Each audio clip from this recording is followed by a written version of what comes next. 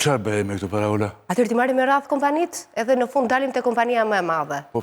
Ta nisim nga më të vegjëlit. Është sekuestruar subjekti në markezë në pronësi të Ervin Zeqirit, i cili ka patur një aktivitet bar restorant, por po ashtu edhe plazh privat. Pra ka marrë edhe një licencë nga shteti, nga Ministria e Turizmit për të patur plazhin privat. Po ashtu, ky subjekt ka patur edhe një kompani ndërtimi. Ervin Zeqiri bëhet fjalë, kompania EZZ Construction, që merret me punime civile dhe ndërtime. Kjo kompani nuk është sekuestruar nga ana e prokurorisë, sepse sekuestrimi bëhet në bazë të vlerës së parave, të cilat dyshohet se ka gjeneruar aktiviteti kriminal. Kemi kompaninë Felix Vinum, ku Andi Çoba është aksioner me 33% të aksioneve. Adi Çoba?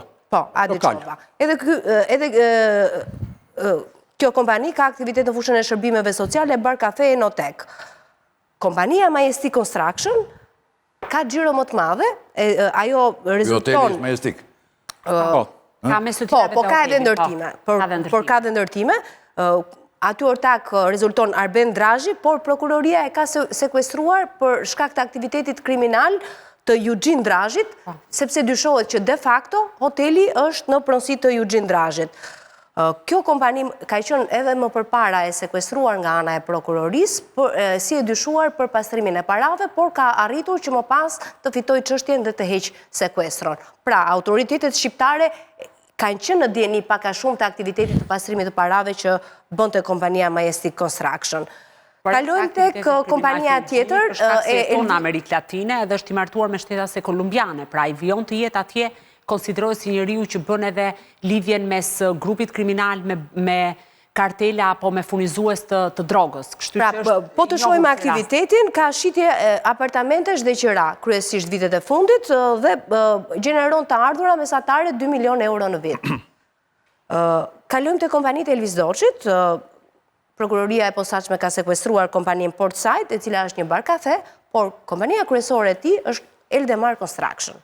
Eldemar Construction? Eldemar Construction është themeluar në vitin 2010, po vitet e para nuk ka patur një aktivitet shumë të lartë. Po të shohim nga viti 2018 dhe më deri në fund të vitit 2023, se ato janë bilancet që janë dorëzuar dhe depozituar në QKB, se nuk ka dalë ende viti 2024, në total të ardhurat që ka gjeneruar kjo kompani janë 15 milion euro dhe një fitim neto 4 milion euro.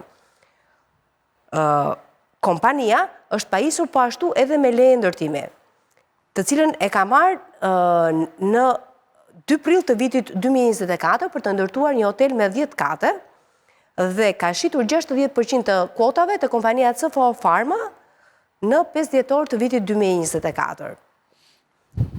Marrëveshja është e tillë.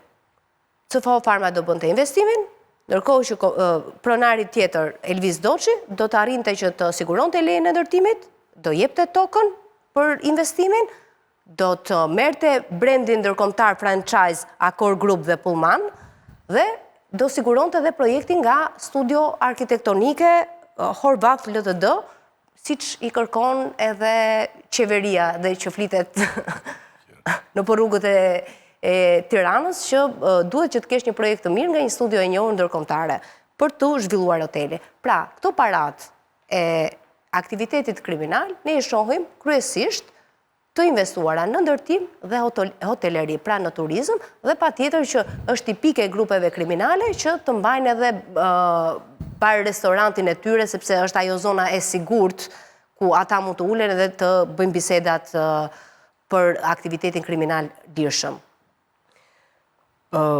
Vlera e pronës që ka kompania Eldemar në Durrës, sipas raportit të vlerësimit që i ka bërë me ekspert, është në vlerën 2.3 milion euro. Këto janë të dhënat... Kjo është rritja kapitalit që ka bë CFO Pharma. Pra ka blerë 60%. Eldemari. I ka shit 60% Eldemari, CFO-s. I ka shit 60% të 100.000 lekshit të hapjes kompanisë. Eldemari bashkë me CFO-n kanë themeluar kompani tjetër që e ka emrin Rock of Kavaja. Të shkëmbi Kavajës, atje do ndërtohet hoteli. Po, në më thonë, kur i kanë dhënë 60% të kapitalit, ata nga ana vetë pasaj kanë rritur këtë 60%, që nga 600 lek e kanë quar 2.3 milion euro. Njëra pjesë për investimin, pjesa tjetër për asetin në pasurit patundshme që ka kontribuar në kapital. Nëse shohim para jashtë bankave, për janarin, shkurtin dhe marsin, ajsa janë dhe statistikat, sasia e paras jashtë bankave ka arritur në nivelin më të lartë historik 4.3 miliard euro në mars të vitit 2020. Para jashtë bankave. Dhe se 20% të paras në qarkullim që janë në llogari bankare dhe në depozita, duke zbritur vlerat që mban qeveria qendrore. Me vlerat që mban qeveria qendrore, zed 22%.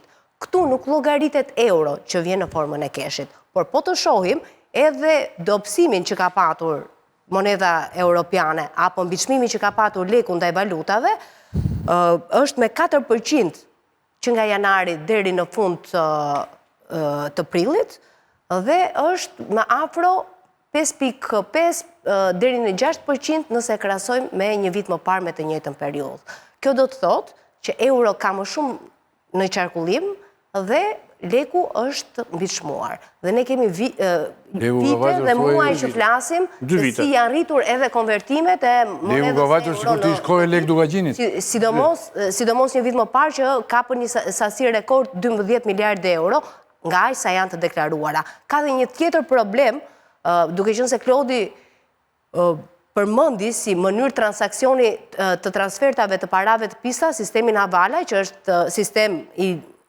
që vjen nga bota e lindjes së mesme, i cili funksionon që një personi i cili kërkon që të dërgoj shumën, nuk e bën në fakt transfertën fizike, por një pike të këmbimit valutor i thotë që këtij personi do t'i japësh kaq para dhe personi tjetër ja jep parat në vendin mëm ku bëhet edhe porosia e shkëmbimit të parave apo të sasive monetare, vetëm përmes marrëveshje fjalësh, ndërkohë që fizikisht është shumë e vështirë për t'u kapur dhe ky lloj sistemi mund të zbulohet vetëm përmes përgjimeve ose edhe inspektimeve që duhen bërë në pikat e këmbimit valutor. Por ka një gjë. Pikat e këmbimit valutor nuk janë të fiskalizuara dhe për shkak të mungesës së fiskalizimit, pra nëse çdo aktivitet biznesi në Shqipëri pret kupon tatimor dhe deklaron edhe gjendjen e keshit që ka në ark, pikat e këmbimit valutor jetojnë me një status të privilegjuar që edhe pse ofrojnë shërbime financiare nuk janë të fiskalizuara dhe nuk deklarojnë. Meksi, thotë kjo këto bëhet me Bitcoin. Shteti shqiptar ka kaluar një ligj në 2020 për licencimet e Bitcoinit.